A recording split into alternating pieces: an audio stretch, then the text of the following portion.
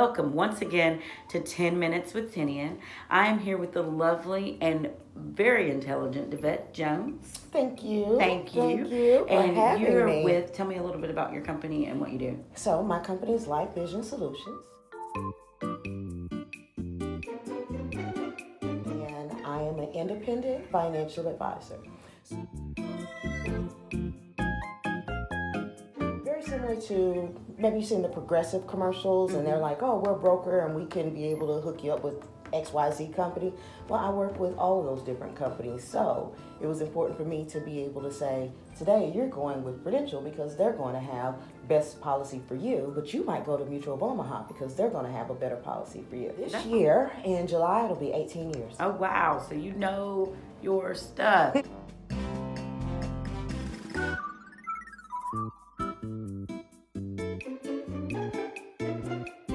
Talk about the top 10 things you must do to be financially ready and financially literate for 2020 and beyond. Absolutely. Well, the first thing they want to look at is last year. Let's go back to 2019 and see what it is that you actually spent money on, how much money you made, and if there were any changes in your life that's going to affect your financial situation going forward. So always take a time to reflect and figure out what it was that you did with your money, and if there were mistakes, this opportunity to correct them. If there were successes, it's the opportunity to multiply them. Is know what you want. And that is so very important. People don't know what they want. It is important for us to be able to acknowledge, I want to buy a house. And not just say I want to buy a house. I want to buy a 3-bedroom house. I want it to have 2 bathrooms. I want it to have a 4-year.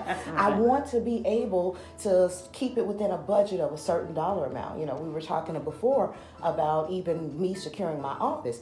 You got to know what you want in order for you to even create a financial plan. Certainly. It's important for you to know, I'm retiring at 60.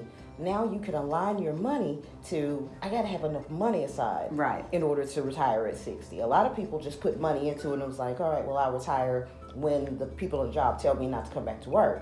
Well, unfortunately, that could be anytime. And it could be a situation where you get sick or you get hurt. And you can't work anywhere else, so it's not going to give you the retirement that you desire. Even looking at a financial plan, it's nothing but a big goals list. It's saying, I want to hang out with my grandkids in retirement. I want to travel. I want to go to X number of Z countries. Even fishing, you know, if you're going to rent a boat or all of these different things. But create a plan of what it is that you want, so then we can fund those things appropriately. You watch Napoleon Hill, Think and Grow Rich. The definiteness of purpose, being able to know what you want and go after what you want. And even to the, I did my manifestation course a couple of weeks ago, and being able to have a digital vision board as a screensaver on my phone. And this helps me to even stay aligned and focused throughout the course of the So you day. made that? Yeah. Will you show that? Absolutely. That's your digital vision board.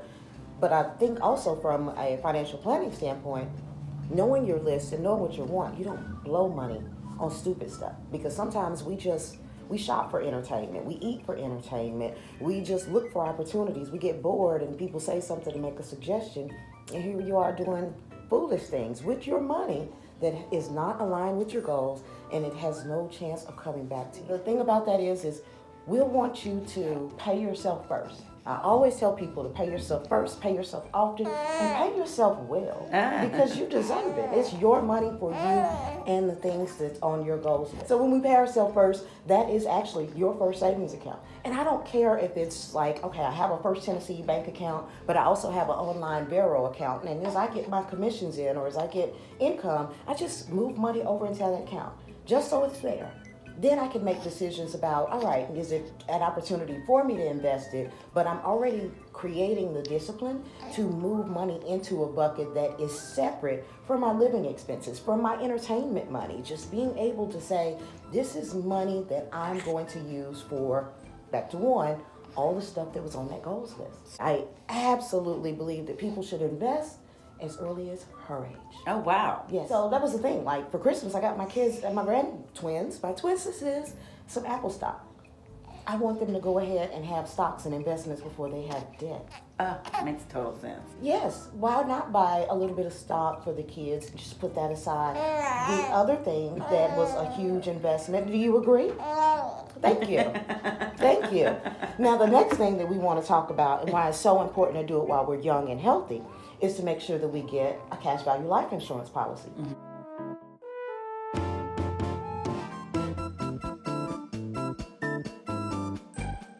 Because those build cash value inside of them that you can have access to in your lifetime. I learned something very interesting. That when we get our insurance through our employer, and we're like, oh yeah, I'm set, I've got this, but it's not cash value. Talk to us a little bit about that. Absolutely. So what your employer gives you is term policies. Right. And those term policies, they're very inexpensive, and it allows the employer to essentially write off a portion of your benefits on his taxes. But when you separate from that employer, then you actually end up getting kicked out of the plan altogether, or you would have to convert it to a permanent plan. And that's where they can be a lot more expensive than what we are almost kind of tricked into thinking the cost of life insurance actually is. What I encourage people is to start the policies off when they're young and they're healthy, because you can get them at a very affordable rate.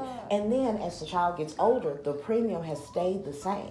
The cash value builds and grows inside of it. My 16-year-old daughter, when she was 16, I fell in love with this particular life insurance company, and I wanted to get a plan for her. They had a 10-year payoff plan for a life insurance policy. Wow. So with that, she's 16 years old, and we put $120 a month into that life insurance policy. Well, we didn't know what we were going to use that money for. It was a $100,000 policy. I was really excited about just jumping the money in and being done paid off for it in 10 years, okay? Just like you pay off a house in 30 years or a car in 5 years, you pay off your life insurance in 10 years. Well, who knew that she was going to have twins 4 years later?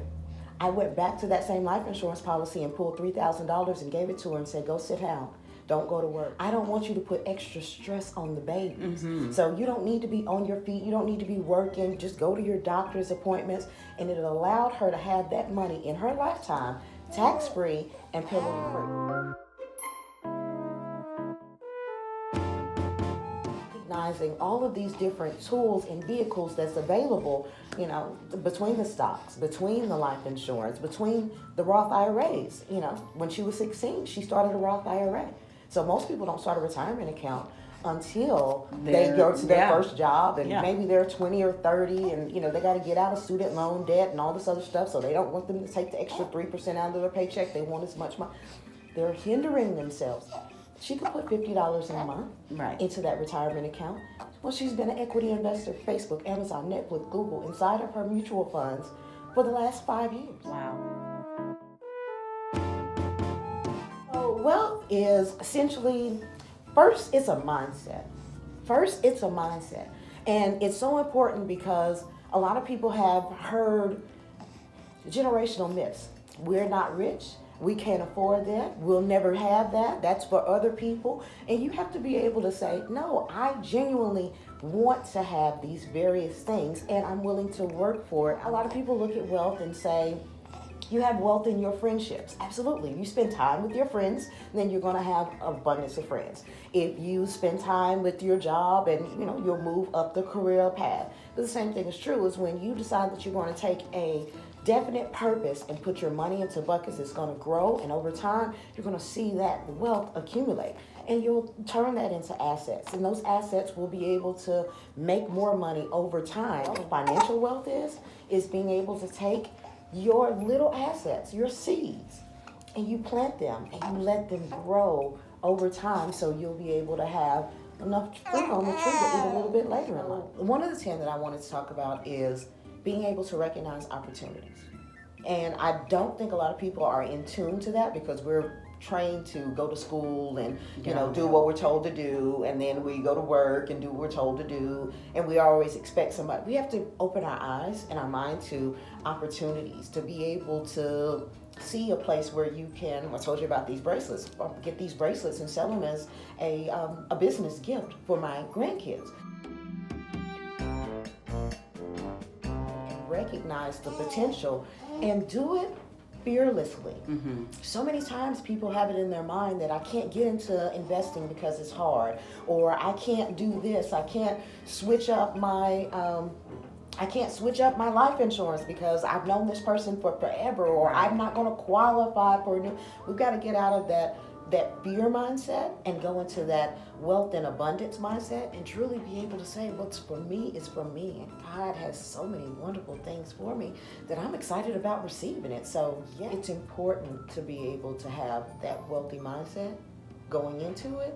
That's going to help you to be able to save money and be able to invest money and be able to grow that money and then be able to use that money for whatever your heart desires. The quickest way to get out of debt is to budget. Right. So we have to be real cognizant to be able to say, how much of that money am I spending frivolously that I can turn around and reapply it to debt and investing?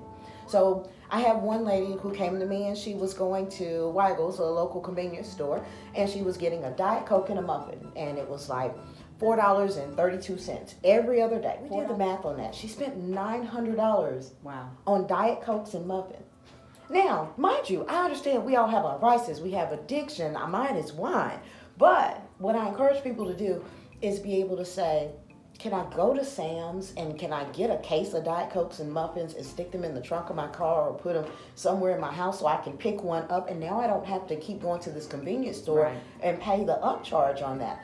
For every time that I want to go to Starbucks and buy a $5 cup of coffee, I can go and buy $5 worth of Starbucks stock. Like, why wouldn't I just put that money into Starbucks? If I still have extra $5 to spend the coffee, that's great. I encourage people to invest where they're already spending your money. Because if I'm spending my money at Starbucks and I'm invested, they are going to pay me money. There are so many opportunities that we could just be putting our money aside. And yes, I love it when I get my dividend little emails that come across and it says, cha-ching, you have a dividend. When they come in quarterly and they come in sporadically. And that's just money that, like we said, money needs to have it. We need to get out of the mindset of spending money and get in the mindset of circulating money. That's what is going to help you to build up wealth and abundance. You make it an investment in yourself. And I know a lot of times we're like, well, no, I'm just giving the money to the financial advisor. No, baby. My job, my absolute job is to make sure that every dime of that comes back to you, plus some. So my book is called Who Taught You How to Be Broke? And I have a Facebook page of the same name. It is dedicated to my first financial advisor. She taught me so much about financial planning, and it really created that shift that said a lot of the things that I heard and I knew about money and wealth and financial planning, I got them from broke people. We hear it from our parents, we hear it from our teachers, we hear it from people who really don't give you a whole lot of financial advice. They just tell you what they're doing. And being able to communicate with her and spend 12 and a half years literally sitting under millionaires for 12 and a half years between her, the advisors that she worked with, as well as the clients that we service, I was able to get a whole new perspective about how the wealthy use their money. So in the book, we talk about some of the small tools that they do. It's just little shifts in your mindset or in your spending, in your attitude every day for almost 12 years. She would bring in the same funky tuna fish sandwich for lunch every day. And she would eat it at her desk. She didn't, and mind you, there's tons of restaurants around us. We're on Paper Mill at one point in North Peters Road, so we would always have these restaurants. They were not getting any of her millions of dollars. The reality of it is, most people are spending somewhere to $50 to $100 eating out in lunch. That's good. Every day. Yeah. I went straight to Save-A-Lot, the grocery store.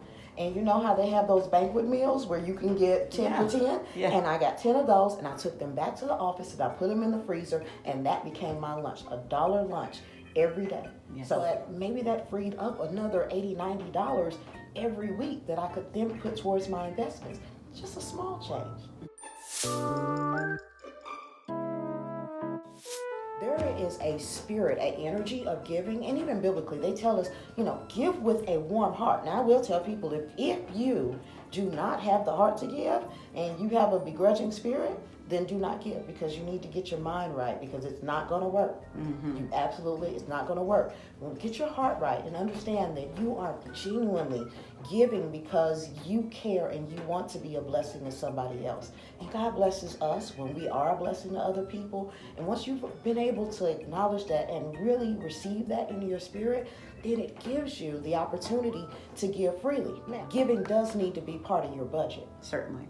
And that's why biblically we are mandated to do 10%. Thank you so much to DaVett Jones with Life Vision Solutions. Give her a call today.